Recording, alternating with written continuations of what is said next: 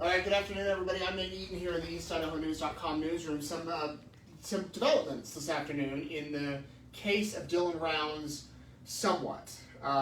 These are significant developments. We will see how significant they are in the coming days. But right here I have a 5-page arrest warrant for the man who lives near Dylan Rounds. And I'm gonna give it a second because I know people are gonna be tuning in here.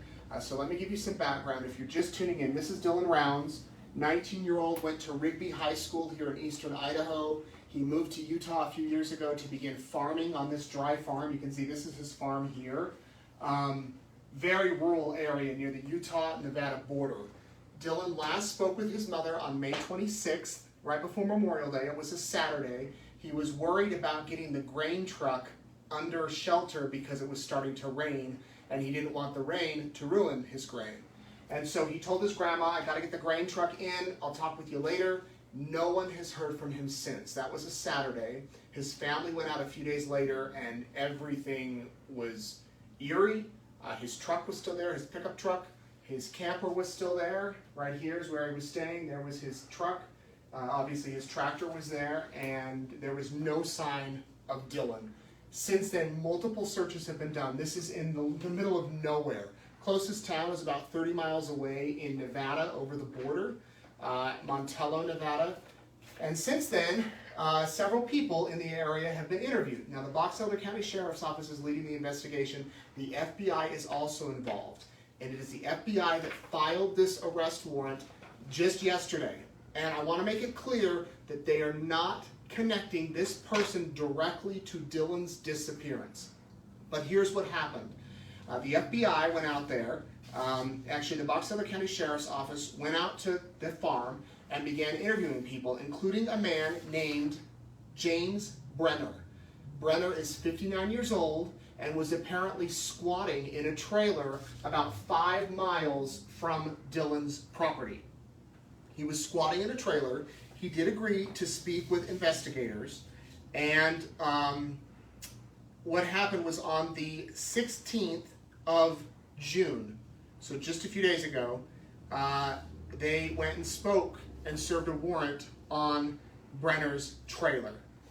So I'm gonna read directly from here on the affidavit. And first, I want to say Brenner is a convicted felon.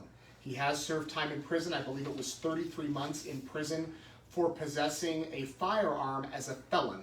Obviously, if you're a convicted felon, you cannot have guns. He served 33 months in prison for having firearms. He also has other felonies on his record.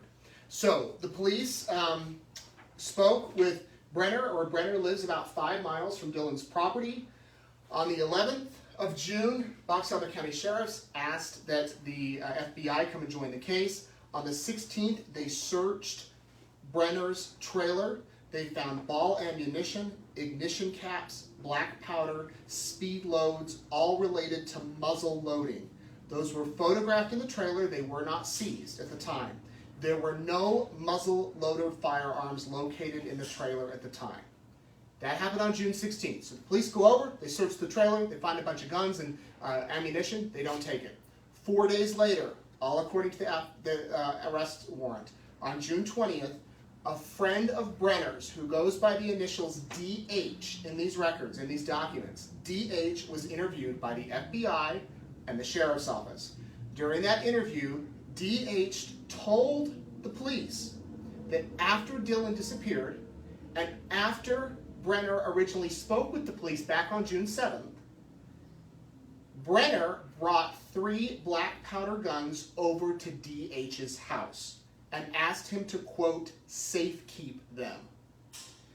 Brenner stated that he needed to do this for, quote, his own safety, and, quote, the last time he had trouble with the law, they took everything from him, and he did not want the things he had left to be taken from him. DH, the friend, agreed to store the muzzle loaders for him. Then DH gave those muzzle loaders over to the Box Elder County Sheriff's Office, where they were booked into evidence. So I hope all that made sense. Brenner is friends with DH. DH goes over to Brenner's house, says, I need you to store these guns. When he was asked why, he says, you need to keep them for safekeeping because last time the cops got involved, they took everything from me, and I don't want the things I have left to be taken. Right? is DH says that Brenner also brought him a rifle, a .22 caliber rifle. DH said he didn't tell police the day before about this rifle because he had been owed money by the rifle's original owner, and he felt that he should have a claim over the rifle that Brenner asked him to store to cover the debt. He explained to police that the rifle had been in the trailer on the property where Brenner had been living prior to him living there by a person who owed DH money.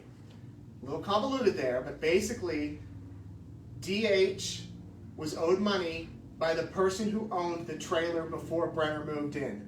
Brenner moved in, took possession of the rifle. He then asked DH to store the rifle. DH didn't tell the police about the rifle because he felt that he had possession to it because the original owner owed him money.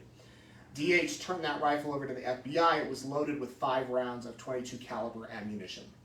So on the 21st, that very same day, the police went over to Brenner's trailer and they seized all of those original guns that they had been told about days earlier. So James Brenner, an arrest warrant issued for him.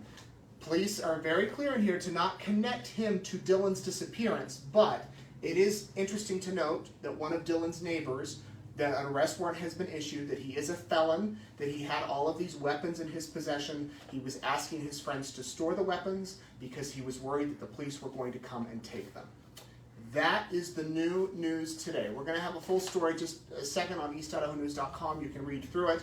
We'll post the court documents. I want to give some credit here to Jeremy Harris at KUTV 2 News in Salt Lake City. He actually was at court today going through, checking things when he found this. And he was kind enough to let us know about it because we're not checking Utah courts often. But this was filed in Utah, federal court in Utah. So we will see what happens with Brenner, what happens with this other person named DH, and how this is all connected to the Dylan Rounds case.